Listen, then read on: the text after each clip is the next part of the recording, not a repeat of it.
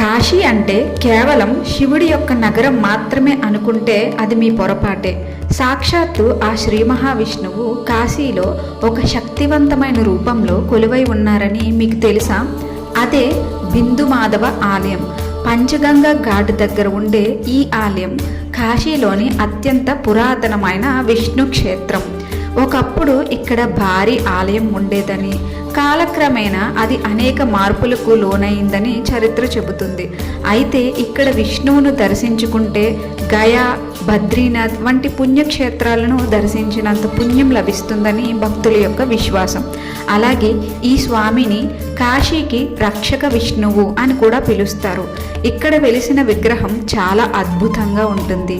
కార్తీక మాసంలో ఈ పంచగంగా ఘాట్ వద్ద ఆకాశ దీపాలు వెలిగించడం వెనుక ఉన్న అసలు కారణం కూడా ఈ స్వామికి కృతజ్ఞత తెలపడానికే. అయితే శివకేశవులు అద్భుత కలయికైన ఈ ఆలయం గురించి మీకేమనిపించింది?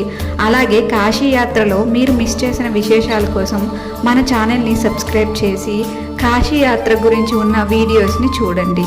అలాగే మన ఛానల్ని సబ్స్క్రైబ్ చేసి ఈ వీడియో నచ్చితే ఒక లైక్ చేయండి. ఓం నమో నారాయణాయ నమః.